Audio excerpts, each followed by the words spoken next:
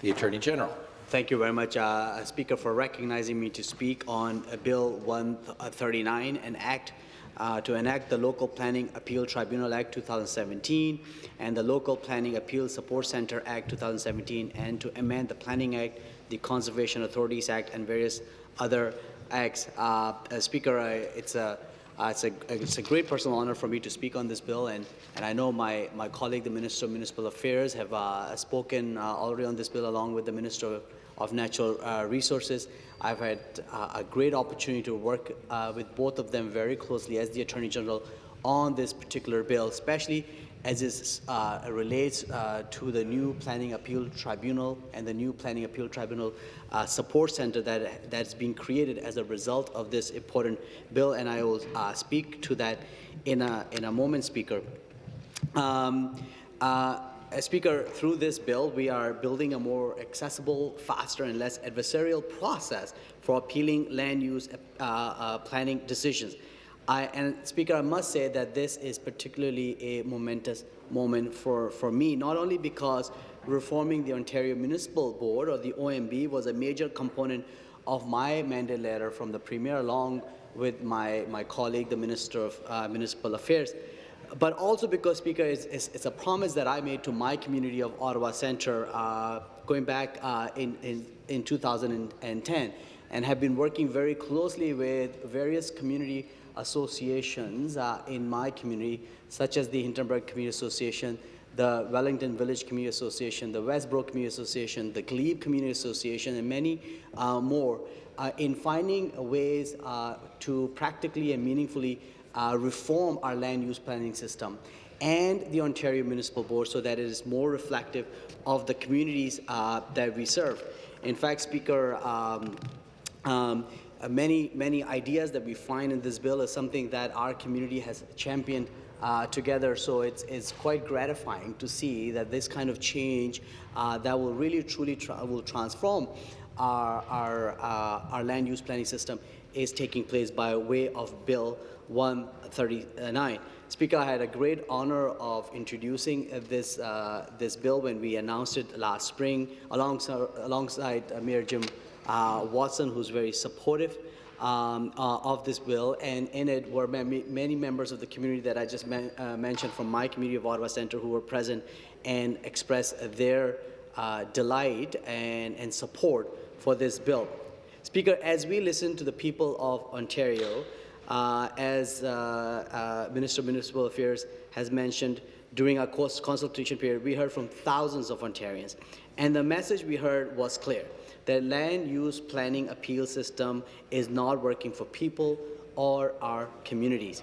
So today, Speaker, I'm pleased to rise to talk about our government's proposed legislation that would, if passed, transform Ontario's land use planning appeal system, including replacing the Ontario Municipal Board with the Local Planning Appeal Tribunal.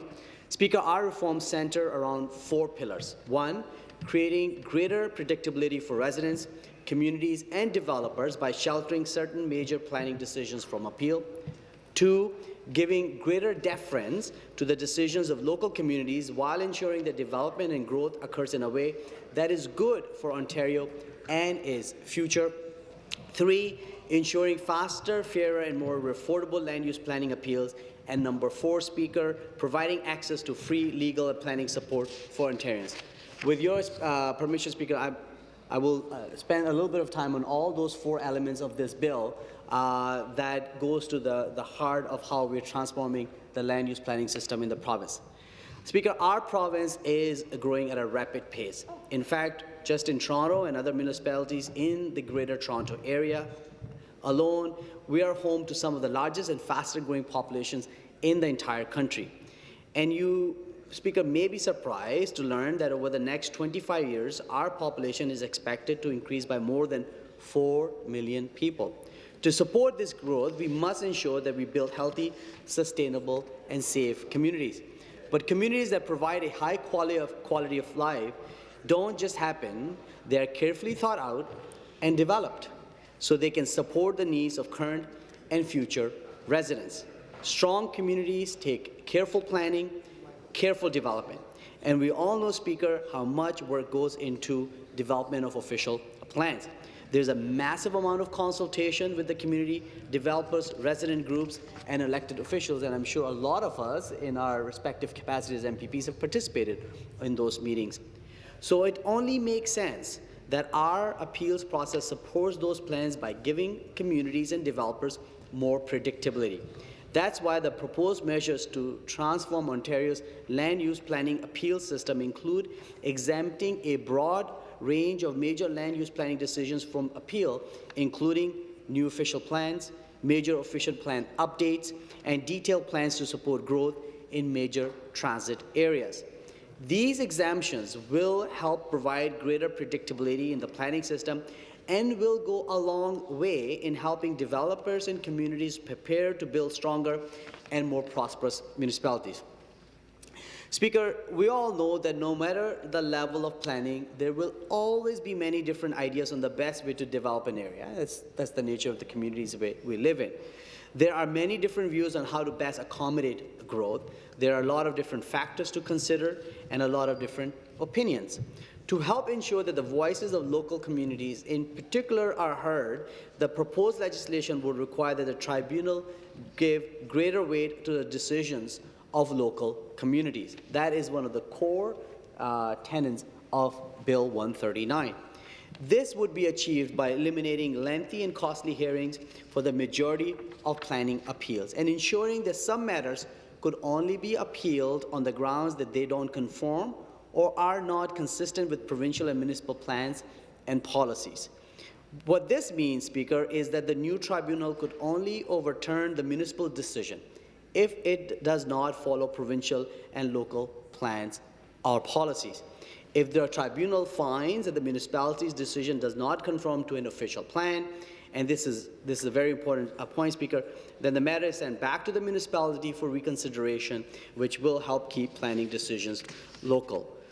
Speaker, I know that you know quite well aware because your region, Halton, is one of the regions that have advocated for these exact changes in terms of deference to local planning. And I know in my meetings with them, especially at the AMO meetings just past August in Ottawa, they were quite supportive of Bill 139 for exactly these reasons that the changes are being made. Speaker, taken together, the changes to exempt some planning decisions from the appeal process, coupled with our proposal to give greater weight to decisions made from local communities, we feel we have struck the right balance between supporting development while also protecting local interests. What we're doing is really giving deference to our local decision makers, our local city councils or municipalities who have all the evidence available to them to make the right decision as long as it conforms or is consistent with the planning documents like the official plans, the Planning Act, the provincial policy statement.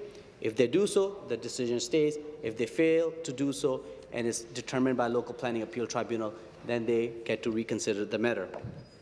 Speaker, I would now like to take the opportunity to talk a little bit about the changes we're proposing to the hearing process in the tribunal. My ministry, the Ministry of the Attorney General, was quite instrumental in working with Ministry of Municipal Affairs on those particular pieces to see how we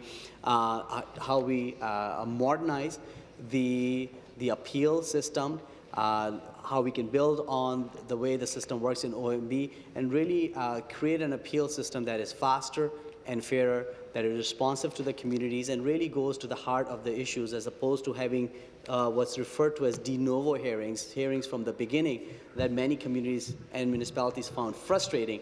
And these changes, these reforms go to the heart of that. We know, Speaker, how time-consuming the appeal process can be. If given the choice to go through a lengthy hearing or to have an opportunity to settle some or all of the issues without a hearing at all, I'm sure that most people in our province would choose the latter. Under the new tribunal, we will be requiring parties in major land use planning appeals to participate in a mandatory case management meeting to discuss opportunities for settlement and identify and narrow the scope of the appeal. This case management meeting would be a new mandatory first step that would require parties to meet prior to a hearing, which would allow opportunity to discuss settlement options, including mediation, Speaker, which could ultimately avoid the hearing process altogether. This, in my opinion, and I'm sure many would agree, is a far better option. We are also taking a number of steps to make the appeals process more efficient, for example, by establishing clear timelines for the hearing processes, so that people can get a better sense of when the tribunal would hear their case and how long the whole process is going to take.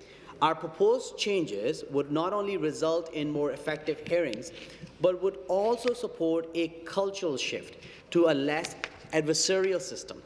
For example, we are proposing to get rid of lengthy and often confrontational examinations and cross-examinations of witnesses by parties and their lawyers at most major hearings. Instead, we will clarify the new tribunal's power to effectively guide the hearing by examining parties, witnesses, and anyone else who appears before the tribunal.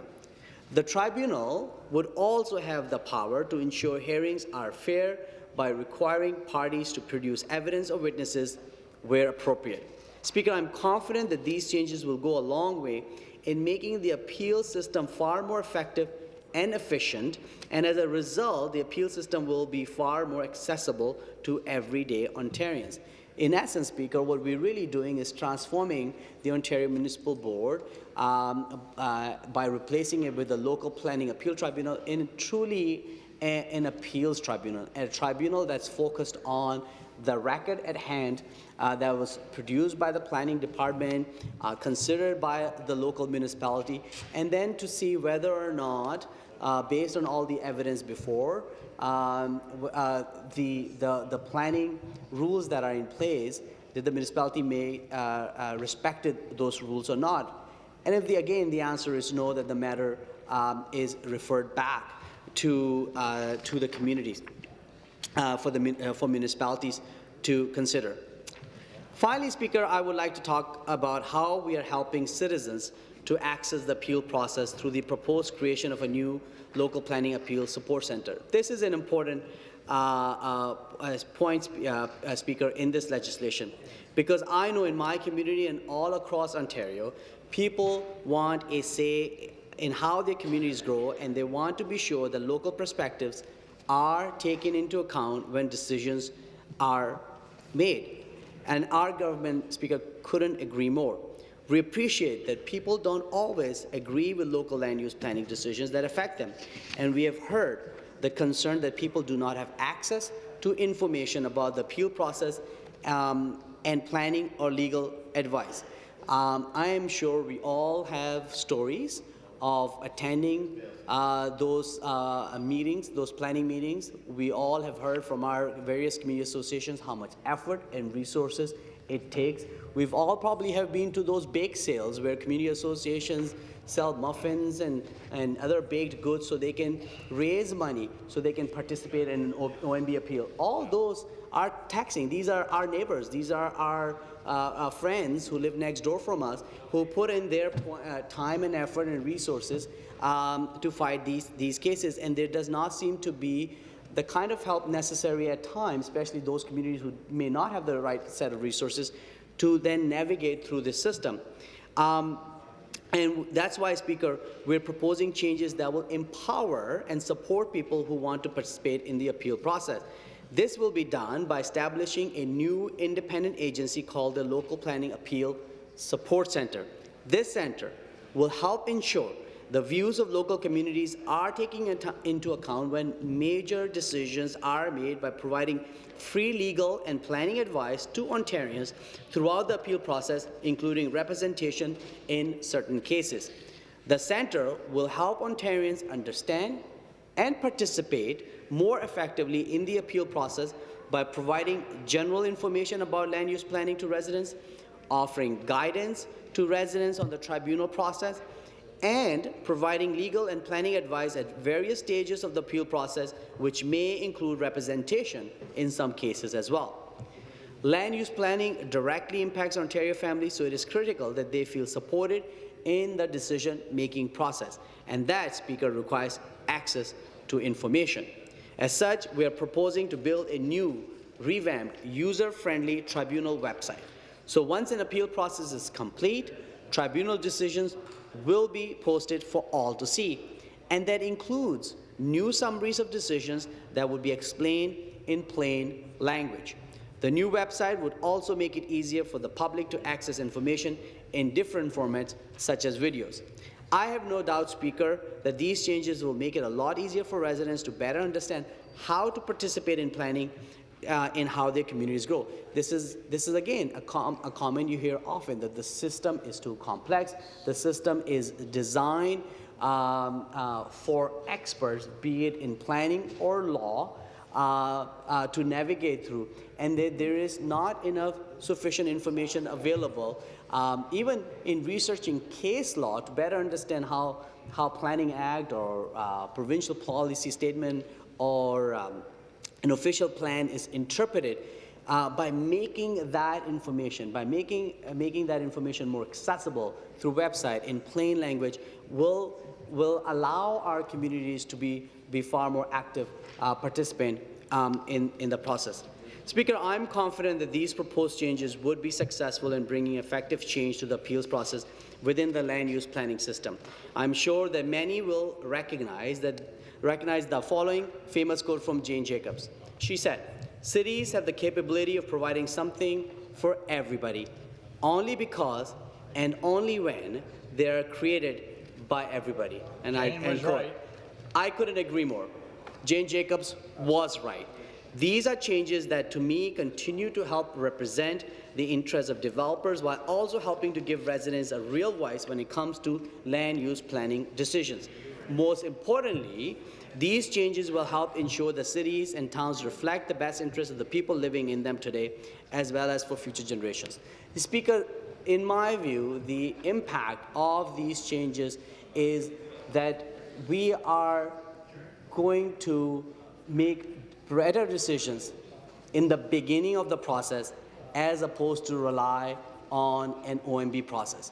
The way the system is designed right now is that people, depending on whose interest is at stake, rely on the OMB process to see that OMB will get it right, as opposed to working hard from the beginning of the process, from a moment a developer becomes a proponent of a development, engaging and consulting with the communities, making sure the neighbors are engaged, for the municipalities and their planning department to do the same process, to take into account communities' interests, to take into account what developers are proposing, to see if everybody can come together, and then really, in effect, focusing on what the official plan or the zoning bylaw provides for. These changes also, Speaker, incentivizes municipalities to keep their official plans and zoning bylaws more up to date. That is the key. We need to make sure that these very important fundamental documents remain up to date in conformity with the provincial planning, provincial policy statement, and the Planning Act, because then it allows for certainty and predictability, both for the developers and for the communities, and it allows for better decision making as opposed to trying to correct that later on through the OMB process.